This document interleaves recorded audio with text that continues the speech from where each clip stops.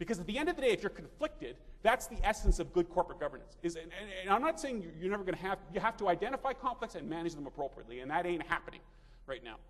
Something very good about Canada. We have, since Don Macinkowski, the introduction of GST, Paul Martin with austerity program starting in the mid-90s, and Prime Minister Harper and Minister Flaherty, we have the lowest per total debt to GDP ratio of all of the G7. So our fiscal house reasonably is in order.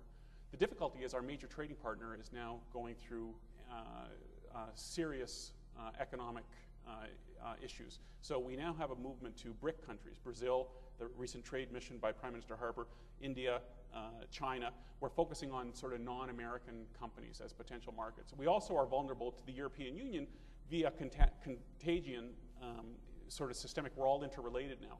And we also have issues with baby boomers and the next generation and the future supply of workers. But overall, I think we're interrelated, but we're not sort of in dire straits that other economies are. Okay, I want to talk about technology in the boardroom now. Browsers have been eclipsed, this is as of last week, by iPads that have been overwhelmingly, and I'm an Apple user, overwhelmingly the winner inside the boardroom. And I heard the quote on the phone call, this was apparently in the Wall Street Journal last Monday, and I thought this was really high. 86% of Fortune 500s are using iPads. So unless I misheard the quote, maybe they are, but unless I misheard it, it was in the Wall Street Journal last Monday, and I didn't have enough time to check it. But the point is, the real important point is that I'm going into boardrooms now, and I'm just shocked where directors are using iPads and there's no paper. And people, and these are sort of senior, you think that with the 65-year-old, and they're loving them. And I talk to directors, and they're very, so the interactive experience with an iPad, or maybe even a tablet from BlackBerry as well, is very different. So we've progressed a lot in the last year or two. And predictions are, not predictions, but this is actual experience from people who do this, is that you will go, not hybrid, but paperless within 3 to 9 months. So I'm seeing paperless. Put up your hand if you have a board portal or you're introducing a board portal. About half. Yeah, that's roughly where the statistics are, about half. So this will happen in the next year or 2 or 3, is that directors will start asking for them. So what's coming is written consent, annotation of comments, highlighting of text, voice recognition, and gestures with no mouse. So you can be in front of your computer and you can go like this, you can with your hand like that on your desktop, similar to the iPad. But the more important thing for portals, this is not here yet, but it's coming. In the next 2 weeks to 2 months, apparently, is written consent, annotation of comments, highlighting of text. And the director experience with an iPad is an interactive dashboard with collaboration, mobility, security, and transparency. Okay, social media. One tweet can sort of harm you. And there are women. Twitter is 2 to 3 times as popular with women than it is with men. The top corporate governance tweeters are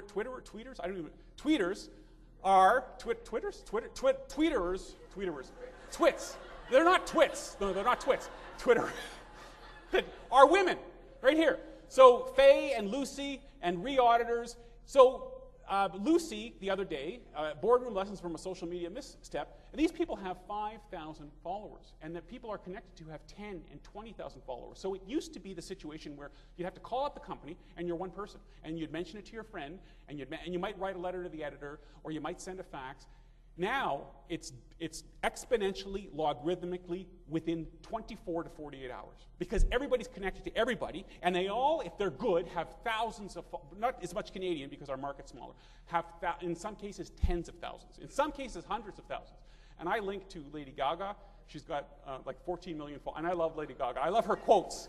I love her quotes. So it's very easy to sort of link into people. So Lucy sent an email regarding Groupon that the integrity wasn't there. They were advertising something and it actually didn't materialize. And one thing led to another, led to another, led to another. And pretty soon there was this, and this has happened with York University. It's happened with Air Canada. So the point of the story is, this now is an opportunity for you, but it's also a risk. So you need to understand social media, particularly corporate secretaries, understanding, and women especially, because this is your natural, apparently, and I don't know why, I just know the statistics. I think it has something to do with the 140 characters and the equal playing field. And my wife, for example, introduced me to Twitter. She's got 2,500 followers. She's got a political blog. It's very popular with all the best people in the field. I mean, that's great, but I'm just saying there is a gender aspect to it. There's also an age aspect to it. They tend to be younger. They tend to be women. And I'm seeing more matrices of boards now, including, and I've listed 4, communications, investor relations, public policy, and social media. Because this is such an important area right now that it's not enough not to understand it, and it's not enough to have a presentation, and it's not enough to call in an expert. So I'm getting calls from chairs of boards saying, Richard, I want to know what's happening in the blogosphere. And that's not my expertise, so I will link a chair of a bank, for example, with not the sort of paper and the emails from management on a weekly basis, but what is going to hit you 6 months from now. So there are teams of people that will actually give analytics on what's being said below the radar screen that will actually hit you, or you can think about your brand and your reputation. So this becomes a broader issue than it was in the last year since I spoke at last conference. This is sort of skyrocketing. So it is an opportunity, but it's also a risk, is my point. This is my board dynamics study. The ICD Ontario chapter came to me about 6 months ago, and they said, Richard, we'd like you to do an analysis of board dynamics. And I'm doing it differently. I'm actually including half women. And the women are out there. So you ask key informants, they're called, from a research perspective. What are the top women? And I want to know if there's women or minorities or men. I'm not sort of dividing, but I want to have a balanced, diverse sample. I want to have Quebec. I want to have out west. I want to have out east. I want to have because the answers are different. When I speak to women that have sort of political women and have run agencies and have run, the answers are different than so I want to have a sort of balanced sample. This is 40 of the people that I'm in the process of interviewing. I've done about probably 25% of them right now. So this is my study, and I absolutely find it fascinating. I thoroughly enjoy interviewing directors and learning from them. And I couldn't imagine being in the field and not going out and collecting data in a sort of interactive way. Some corporate governance academics do. They actually don't interact with boards, but I find it a tremendous learning experience. And directors like to speak, and they like to give back. So this is sort of what I'm doing. Some of the themes I'm finding are chair leadership, board management relationship, undue influence, CEO, the behavior of the CEO. The two most important are the leadership skills of the chair, the behavior of the CEO, problematic directors, and information technology and reporting.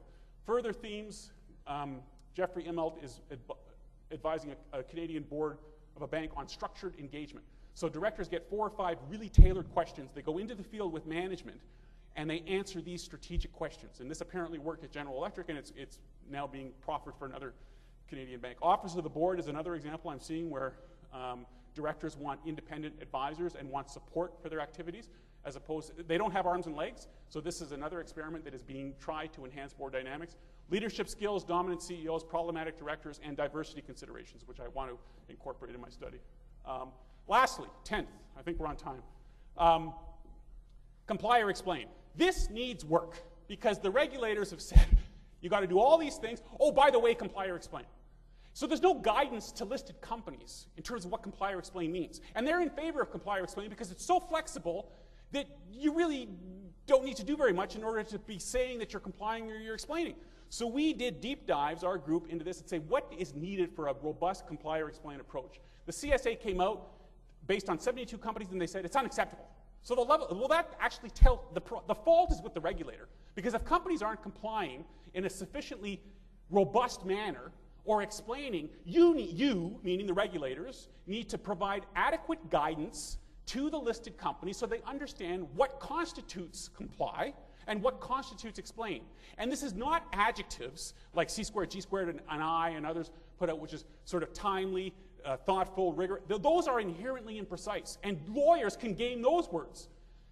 Nothing particular to lawyers, but they're just ambiguous words. So there needs to be a regime and a framework in place, a rigorous framework to provide detailed, specific, clear, accessible, and concrete reasons for the departure. So you can't depart without explaining adequately why. And some require compliance. There's no explain plank to it. You have to comply. Like, for example, chair and CEO. Should the separation, independent chair should be a compliance, not all, but some big ticket items should be compliance based. And also, we're critiquing institutional shareholders. And where is your corporate governance? And where's your accountability? And where's your transparency? So based on reports that we analyzed for the European Union, principles of stewardship of institutional shareholders should include communication, engagement, monitoring, and enforcement for institutional shareholders. So you will be directed by the regulator to commit time, energy, and resources. So you can't say there's a first mover disadvantage by not doing it. You're actually going to be doing it. And you're not going to be regulated. We're not suggesting regulating institutional shareholders. We're saying impose the same level of disclosure on institutional shareholders that they insist on listed companies. Monitoring bodies, securities regulators, should check the information quality and explanations. They should coordinate with other member states. They should be independent and properly resourced.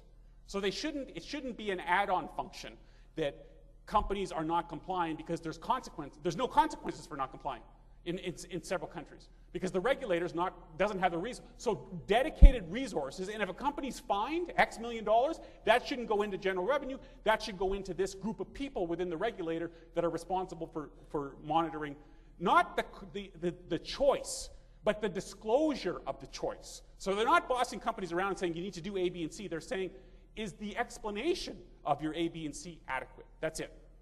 Analysis and disclosure on a company and aggregate basis, and the authority to sanction in serious cases of noncompliance. And this goes back to the criminal quote earlier. There should be consequences, and this was mentioned in the EU Green Paper on noncompliance for companies. That's it. Thanks.